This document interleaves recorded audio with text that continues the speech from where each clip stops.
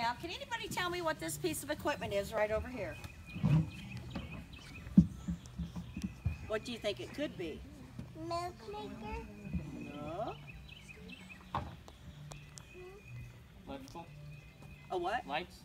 Good power lights? Yeah, it was light. Power for lights, guys. This is a wood-burning steam generator, or more commonly known as a steam engine. It was a copy of this was what they used down here back in the late 1800s. And to see how this would work, you'd have a fire going down here in the firebox. The upper portion of the tank would contain water. Well, once all that water started boiling, it would convert to steam. The steam would go through the pipe would turn the piston would turn the wheel, and from this generator here, there'd be a small cable leading in, and those cables would be wrapped around small porcelain insulators up on the ceiling. Now, as we go through, you're going to see a few of those, and just think, each one of those would have had a light bulb hanging from it. But guys, we only use this for one thing anymore. Wake me up before we go in. Let's go check out the cave.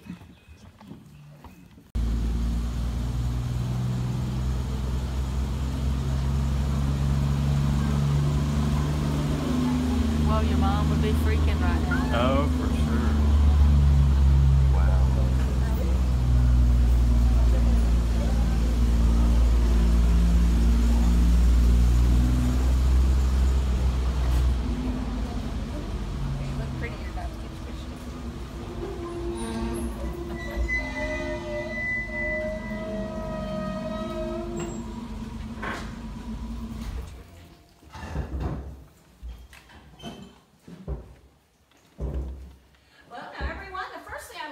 I'd like to introduce everyone to Carol Ann up here on the hillside.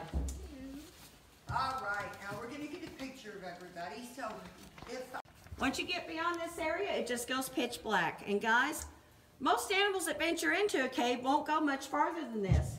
Because number one, they can't really see in the dark. Number two, there's nothing in here for them to eat. About the only thing that will go any farther than this are raccoons, and that's because they do leave a scent trail. They can actually find their way back out. Now, back in the 1930s, the Great Depression was going on. Well, they weren't making very much money doing cave tours. They had to come up with another plan. They started farming down here. Now, what do you think would grow really good in total darkness and 60 degrees? Guys, they grew mushrooms down here. This little area right off over here to our left, this is the only original mushroom bed that we have left. Now, guys, now figure it up, because back in the 1930s, there was probably about 8 to 10 of these mushroom beds down here. And you see, once all those little button mushrooms would pop up, well, they would harvest them and they would take them up to the Springfield Farmers Market and sell them up there. Hey, it was a way to make a living.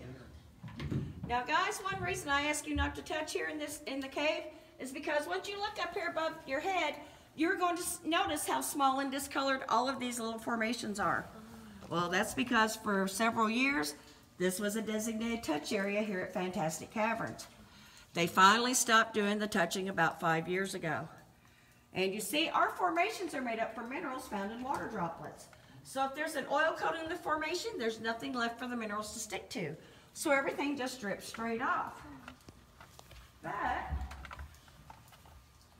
if you look right over in here, all of these long little skinny white things you see hanging down, those are called soda straws. They're called that because they can't get quite long and they're also hollow in the center.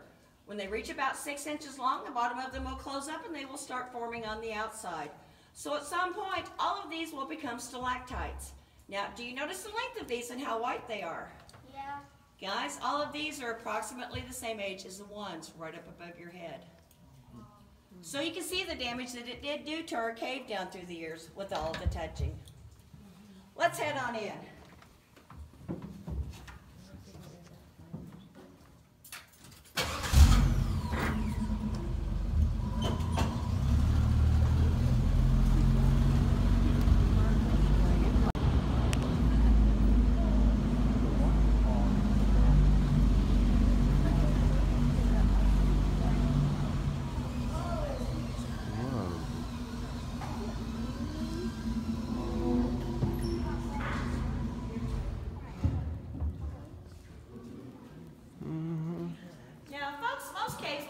They're an emptied out spring system, but down here at Fantastic Caverns, we're actually down here driving on an ancient underground riverbed. And you see, our cave is made up of limestone. Well, limestone is water soluble, so our cave was actually formed by all the water that flowed through here. And when you look over here on the walls, you can actually see all of the different levels that the water was at down through the centuries as the water came through and curved all of this out. Well, guys, once all the water left, that's when it came time for the formations to start growing. But I do need to tell you where the water went to. It dropped down below us. We're actually driving on top of a whole other cave system right directly underneath this one. But it's nothing like this one up here. It's just really small, and right now it's really wet and muddy. Today you are going to be seeing 1 full mile of upper level fantastic caverns. We still have over 3 miles of cave down below us. But like I was saying, once all of the water left, that's when it came time for the formations to start growing. Because you will notice when you look at the ceiling how most of our stalactites either grow in rows, like these right up in through here, or they grow in small clusters. Well, that's because when it rains up on the surface, as the water comes down to the soil, it picks up many different minerals. Then as it works its way down through small hairline cracks and crevices in the cave ceiling, well, when it drips, it leaves behind a mineral called calcite. And the first thing you're going to notice about this large formation up here is how wide it is. Well, guys, that's because this has been growing consistently for several thousand years. And it also drips 24 hours a day, 7 days a week. Every time it drips, it leaves behind a little microscopic particle of the calcite, so it's still growing. Excuse me. And it also drips down here on top of this stalagmite. Well, guys, every time it drips onto that, it deposits even more of the calcite, so this one is still growing too. So someday, this one and this one will actually meet somewhere in the middle. Well, they were formed together, and it will become a column. Only one problem with that. There won't be any of us around here to see it when it does happen. Because the little soda straws that we were looking at back there, if they have a good source of water throughout a 100-year period, they may actually grow 1 inch. A larger formation like this stalagmite, 1 cubic inch, about the size of a small ice cube. Well, let's head on back and check out some more.